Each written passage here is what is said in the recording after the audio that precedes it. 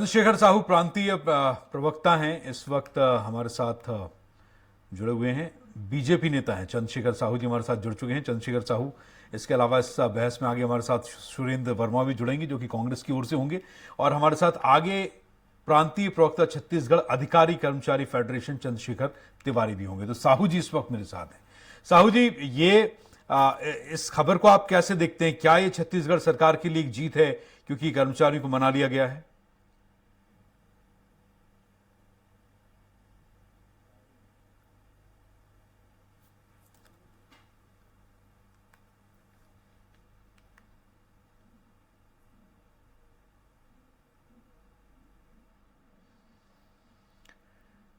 तो सवाल यह है कि जब बीजेपी चंद्रशेखर चंद्रशेखर साहू जी से हम आगे संपर्क करने की कोशिश करेंगे, उन तक आवाज़ शायद नहीं पहुंच पा रही है, लेकिन इस वक्त हम जो खबर बता रहे हैं, छत्तीसगढ़ कर्मचारी संघ लगातार विरोध प्रदर्शन कर रहा था और हंगामा कर रहे थे। अब 10 दिन से चली आ रही ये हड़ताल फिलहाल खत्म हो गई है और छत्तीसगढ़ सरकार ने ये हड़ताल को खत्म कराने में, कर्मचारियों की इस हड़ताल को खत्म कराने में एक अहम भूमिका सरकार की इसमें रही है। चंद्रशेखर साहू हमारे साथ हैं, आप बीजेपी नेता हैं छत्तीसगढ़ से। चंद्रशेखर साहू जी, कैसे देखते हैं आप इस खबर को? क्या ये सरकार की जीत है? हालांकि किरकिरी उस वक्त बहुत हुई जब सरकार के कर्मचारी अपनी ही सरकार को घेरते हुए सड़कों पर उतर आए थे।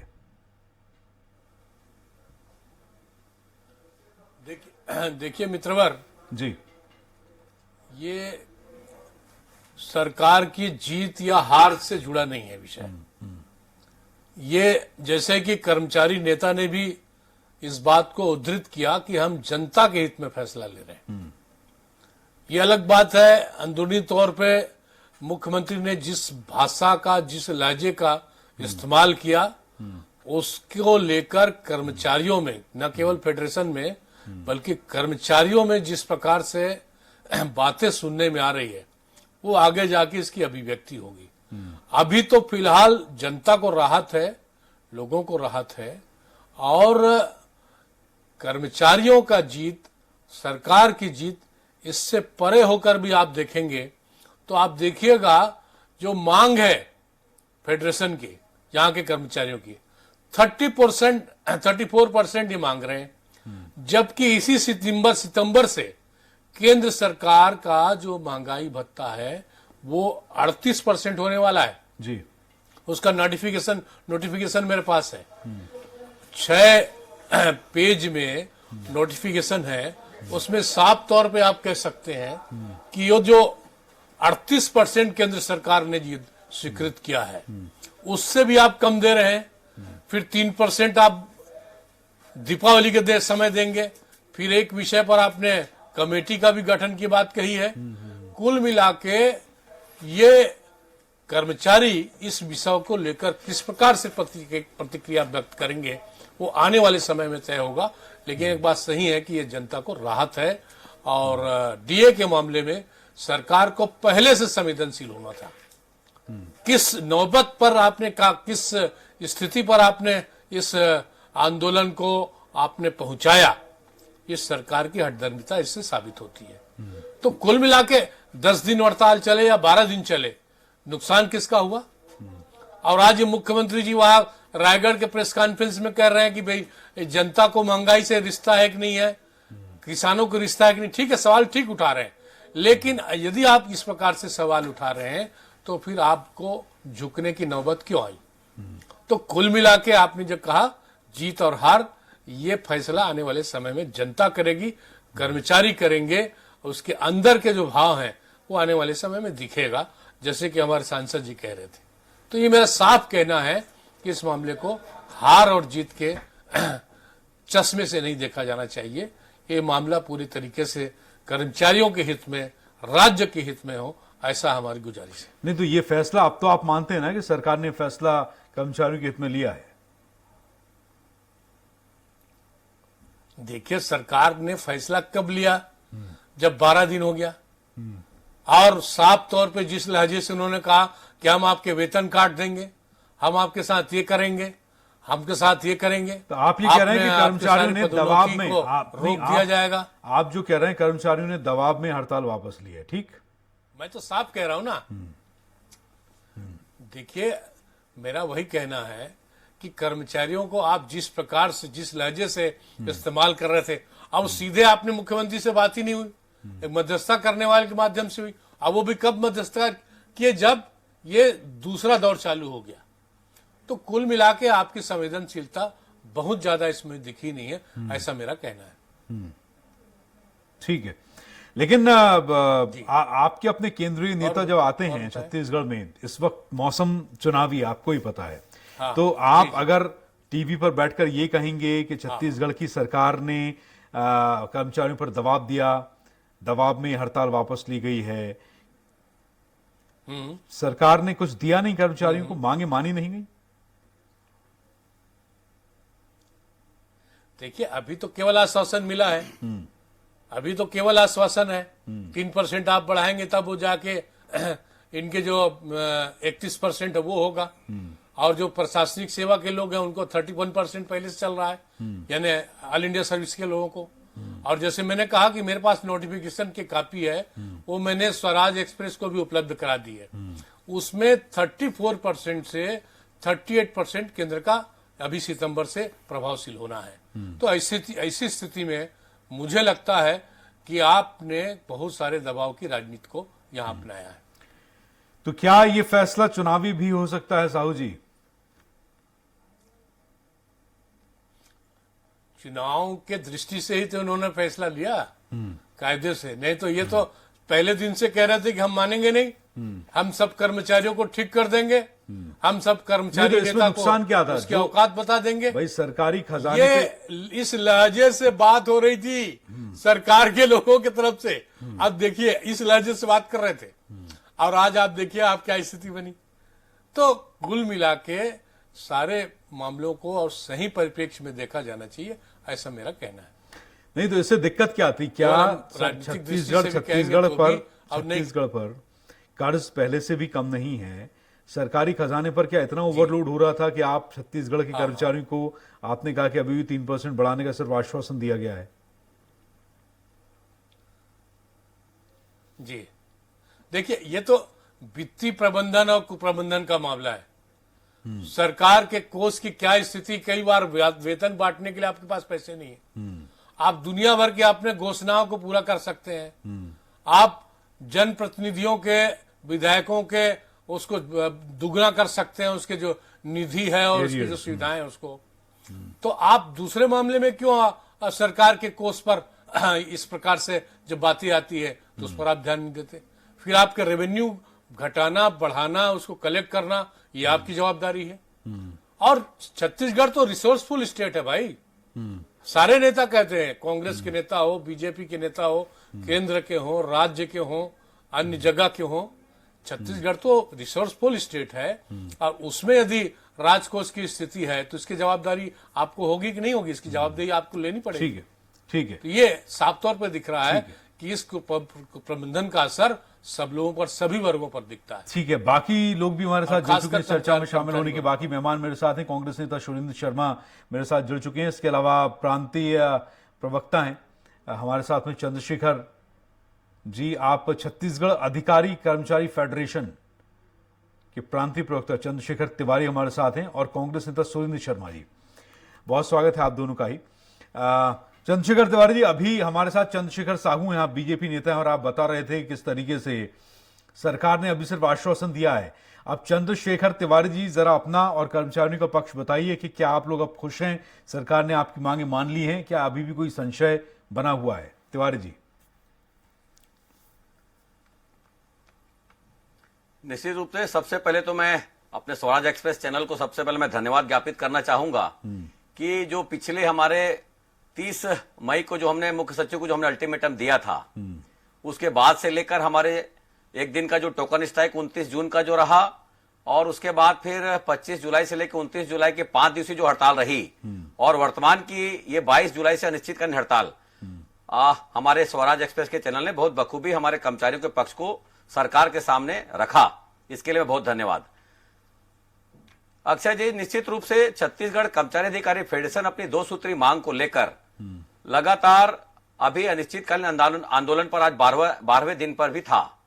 और जैसे ही आंदोलन हमारा आज 12वें दिन पर था तो सरकार कि अलग अलग हमारे तरफ से ये जो एक बातचीत का दौर जो शुरू हुआ सरकार के साथ में, सबसे पहले मुख्य सचिव के साथ में, फिर उनके द्वारा ये बातें हमारे अलग अलग और भी मंत्री स्तर पर हमारी बातें पहुंची, उसका असर ये रहा कि हम अलग अलग हमारे जितने भी जिलों में हमने जो एक प्रोग्राम बनाया कि सभी हमारे सत्ताधारी अपने पार्टी सरकार के जितने भी हमारे विधायक, माननीय मंत्रीगण, जितने हमारे संसदीय सचिव, उनको ज्ञापन हमने सौंपा। उसका असर ये हुआ सभी लोगों ने सरकार पर इस बात को, कर्मचारी हितों के संबंध में अपनी बात को रखी, और उसका असर ये हुआ कि हमारे प्रदेश के सरकार के जो प्रवक्ता हैं माननीय रविंद्र चौबे जी, इन्होंने इसको संज्ञान में लिया। और इसके पहले जो हमारे संसदीय सचिव विकास उपाध्याय जी भी मुख्य सचिव की चर्चा में हमारे साथ में शामिल थे। शामिल होकर हमारी मांगों को उन्होंने संज्ञान लेते हुए कहीं ना कहीं हम ये कह सकते हैं कि उस पर एक बीच का रास्ता निकालने के लिए फेडरेशन के साथ में उन्होंने चर्चा की। जो हमारी मांग थी कि केंद्र के समान देय दिनांक से 34% महंगाई भत्ता दिया जाए, तो निश्चित रूप से जो वर्तमान में भी 6% की जो घोषणा थी, उसको जोड़ने के बाद में 22% हमारा महंगाई भत्ता बढ़कर 28% हो गया जी।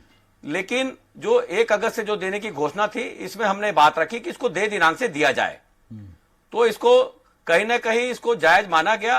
प्रदेश के पूरे हमारे 5 लाख कर्मचारी, अधिकारी और चतुर्थ श्रेणी के कर्मचारी आज पूरे राज्य में एक मजबूत आंदोलन के रूप में थे। कहीं ना कहीं जनता को जो भारी दिक्कतें जो हो रही थी, इस बात को भी हमारे पास में, और जो पिछले दिनों मुख्यमंत्री जी का जो अपील आया, उस पर भी हमने संज्ञान लिया। तो संवाद का दौर जो चला, उसका आज असर ये हुआ कि हमारे इस बिंदुओं पर कहीं ना कहीं सकारात्मक निर्णय लेते हुए, और माननीय रविंद्र चौबे जी इसके एक मध्यस्थता के साथ में उन्होंने इस बात को संज्ञान में लिया, और मुख्यमंत्री जी से उनकी चर्चा भी हुई। सर, आपने अभी तक तो जो बताया तय नहीं हुआ कि जो आप बिंदु है आप बहुत लंबा जा रहे से हैं। आप बहुत लंबा जा रहे हैं। क्या होता है, आधे घंटे के डिबेट में सबको समय बराबर जी। देना होता है। मैं आपसे सिर्फ इतना पूछना चाह रहा था कि क्या आप सरकार के फैसले से खुश हैं? क्या आपको लगता है मांगे पूरी हो गई, या अभी कोई संशय बरकरार है? आप उस पर पहुंचे नहीं अभी तक। नहीं, बिल्कुल मैं कह सकता हूं कि मांगे पूरे के होने के संबंध में हमने अपनी बात रखी है, और इसका जो आश्वासन, जो ठोस आश्वासन हम इसको मान रहे हैं, सरकार पर हम भरोसा कर रहे हैं, और हमने इस आंदोलन को स्थगित करने की हमने बात कही है। अगर हमारी मांगे पूरी नहीं हो तो स्थगन है हमारे इस आंदोलन का, और सरकार पर हमको भरोसा है हमारी मांगे पूरी होगी। ठीक है, बस इतनी सी बात मैं जानना चाह रहा था। सुरेंद्र शर्मा जी हमारे साथ हैं कांग्रेस की ओर से। सुरेंद्र शर्मा जी, अभी चंद्रशेखर तिवारी जी ने कहा कि हमने स्थगित किया है, अभी बातचीत चल रही है, तो आप लोग खत्म क्यों नहीं करवा पा रहे हैं?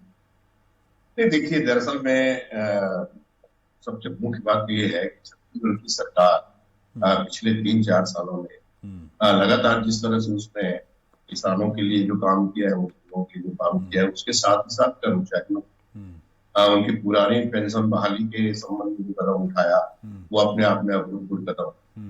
हफ्ते में 5 दिन की कार्य प्रणाली जो अपनाई, 2 दिन की छुट्टी देने की प्रणाली है, ये भी इस बात को भी कर्मचारी महसूस करते हैं। और लगातार जो नियमित कर्मचारियों की भर्ती हो, शिक्षा कर्मी शब्द का यहाँ पर समापन हो चुका है, और 2 साल कोरोना का समय रहा, संकटपूर्ण स्थिति रही छत्तीसगढ़ में, और ये नया वाला राज्य जो है किसानों के और सबके जेब में पैसा पहुंचाने का काम करता है। ऐसी स्थिति में माननीय मुख्यमंत्री जी ने बुला करके कुछ 6% के डीए में वृद्धि कर दिया, और हमारे कर्मचारी भाई इससे संतुष्ट नहीं थे, मगर हमको इस बात पर विश्वास का यकीन था कि ये भी हमारे छत्तीसगढ़ के ही लोग हैं, हमारे छत्तीसगढ़िया भाई हैं, और इनकी समस्या ही नहीं है, समस्या सारे लोगों की है। जो महंगाई का दंश है, महंगाई की जो समस्या है, इसको कर्मचारियों के पास तो यूनियन है, वो उनके पास संगठन है, वो हड़ताल करके प्रदर्शन कर सकते हैं, अपनी मांग रख सकते हैं, मगर एक आम आदमी कहाँ जाए, उसकी महंगाई के बारे में कौन सुनेगा, उनकी समस्या का समाधान कौन करेगा? इन सारी बातों को सोचते हुए लगातार पहल होती रही, और हमें उनसे खुशी है इस बात की कि आज हमारे कर्मचारी साथियों ने सरकार की मंशा को समझा, माननीय मुख्यमंत्री जी के अपील को स्वीकार किया, और अपने आंदोलन को स्थगित किया है। और आंदोलन खत्म तो होते नहीं है, हमेशा किसी रूप में कहीं कहीं वो बना रहता है, मगर हम ये जानते हैं कि हमारे कर्मचारी संगठन समझदार लोग हैं, जिम्मेदार लोग हैं। क्षेत्र के छत्तीसगढ़ के तमाम लोगों को होने वाली परेशानी, अफसर गरीबों को जो दिक्कत हो रही थी, इन सारी चीजों को देखते हुए बहुत ही अच्छा कदम कर्मचारी संगठन ने उठाया है, हम उनका स्वागत करते हैं और उम्मीद करते हैं और अपील भी करते हैं कि हम लोग मिलजुल करके छत्तीसगढ़ को विकास की दिशा में आगे ले जाएंगे और हमको उनका हमेशा सहयोग मिलेगा। अब आंदोलन के रास्ते पर नहीं पकड़ेंगे, ऐसा हमें विश्वास है। ठीक है चंद्रशेखर साहू जी, आपने दोनों वार्ताओं को सुना, दोनों का वक्तव्य सुना, आपने शर्मा जी का भी सुना, तिवारी जी का भी सुना। तो चंद्रशेखर साहू जी, इस पर आप विपक्ष में हैं छत्तीसगढ़ में, आपको लगता है कि ये मसला सुलझ चुका है? चंद्रशेखर तिवारी जी कह रहे हैं कि हमें आश्वासन मिला है, हमें सरकार पर भरोसा है, लेकिन अभी जो हड़ताल है वो स्थगित है, समाप्त नहीं है। जी, असल में अक्षय जी, आप पूरे परिप्रेक्ष्य को आप देख लीजिए। जो शुरुआत थी और अभी का जो इस मुकाम पर इसको आपने हल करने की बात कही है, कहीं ना कहीं इस मामले में राज्य के हितों को सरकार ने अनदेखा किया। शुरुआत में यदि चीफ सेक्रेटरी को आप पावर दे देते, उनको आप कह देते कि भाई आप पूरी तरीके से बात करिए और हम देंगे, क्योंकि तो आपको जब देना है, जब आपको महंगाई भत्ता देना है, तो उसमें इतना हिला हवाला क्यों है, ये मेरा कहना है। और आप यदि इसको संवेदनशीलता से इस विषय को आप पहले लेते तो शायद ये नौबत नहीं आती। और हमारे मित्र सुरेंद्र जी तो बहुत ही अच्छे सॉफ्ट स्पोकन है और सरकार के चेहरे को बनाने और बचाने का काम में लगे रहते हैं। आप कह रहे हैं कि भाई आपने पेंशन बहाली की, वो की, अभी तो केवल 2 सूत्री मांगों को लेकर बात थी, सीधे सीधे। और जैसे मैंने पहले निवेदन किया कि आप 34% मांग रहे, 38% भी नहीं मांग रहे, जबकि नोटिफिकेशन केंद्र का है, उसके तहत 38% केंद्रीय कर्मचारियों को अब महंगाई भत्ता मिलेगा। तो आप केवल 34% दे रहे हैं या देंगे। तो कुल मिला के इस विषय को मैं समझता हूं भारतीय जनता पार्टी किसानों के हित में, जनता के हित में, कर्मचारियों के हित में, राज्य के हित में मसला का समाधान चाहती है। ये मेरा कहना है। ठीक है चंद्रशेखर तिवारी जी, समस्या ये भी है कि अभी चुनाव बहुत नजदीक है, विपक्ष के केंद्र के मंत्री लगातार दौरे करते रहते हैं। आप लोगों को लगता है कि ये बात मानी जाएगी, नहीं तो इसका नुकसान जो है वो पार्टी को उठाना पड़ सकता है? देखिए, जैसे मैंने कहा कि हमने सरकार पर भरोसा जताया है, क्योंकि प्रदेश के माननीय मुख्यमंत्री जी ने जो अपील किया है उस पर भी हमारे अपने फेडरेशन के कोर कमेटी की हमने मीटिंग भी ली और कल ही हमारे तमाम जिले के संयोजक से भी हमने चर्चा की। और इस पर निष्कर्ष यही निकला कि जब हमारे प्रदेश के मुखिया के द्वारा ये बातें जब कर्मचारियों के लिए रखी जा रही है और ये आश्वासन की बात आ भी रही है और उसमें जो जनता को जो दिक्कतें हो रही उसका जो हवाला दिया गया, तो निश्चित रूप से आज प्रदेश के हम कर्मचारी होने के नाते हम इस प्रदेश के जनता भी हैं और हमारा परिवार भी इस जनता के रूप में यहाँ पर है। तो कहीं ना कहीं बिल्कुल हमने उस चीज को समझा कि जनता को काफी वाकई दिक्कतें हो रही है, क्योंकि पूरे हमारे न्यायालय 23 जिलों में पूरे न्यायालय पूरे बंद हैं, पूरे कुटुंब न्यायालय, परिवार न्यायालय बंद हैं। हमारे राजस्व न्यायालय जो ग्रामीण अंचलों में जिनका प्रकरण का निराकरण तहसीलदार, नायब तहसीलदार के द्वारा होता है, वो सारे कार्यालय हमारे बंद थे। हमारे पूरे कलेक्ट्रेट के कार्यालय बंद है। इस कारण से जो दिक्कतें हो रही, स्कूल बंद हैं, बच्चों की पढ़ाई में भी बाधा है। तो कहीं ना कहीं सब चीजों को समझते हुए हमको भी ये लगा, क्योंकि कोई हड़ताल करना फेडरेशन ने कोई एक ऐसा तय नहीं किया था कि दिक्कतें जनता को हो, लेकिन ऐसा समझ में आया जनता को दिक्कत भी हो रही है। तो निश्चित रूप से जनता की दिक्कतों को भी ध्यान में रखते हुए हमने भरोसा जो हमको अपील के माध्यम से जो रखा गया, माननीय रविंद्र चौबे जी के से हमने जो वार्ता जो की, तो इस पर विश्वास हमने किया है, फेडरेशन ने इस पर विश्वास जताया है।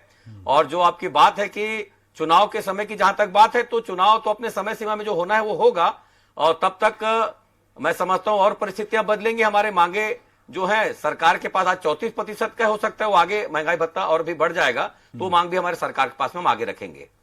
ठीक है, यानी कि अभी कुछ और मांगे भी हैं सुरेंद्र शर्मा जी कर्मचारियों के पास। ऐसा नहीं है कि आप अभी सिर्फ इस मसले का हल करना, अभी आगे आने वाले समस्या में और समस्याएं भी आएंगी आगे आने वाले समय में।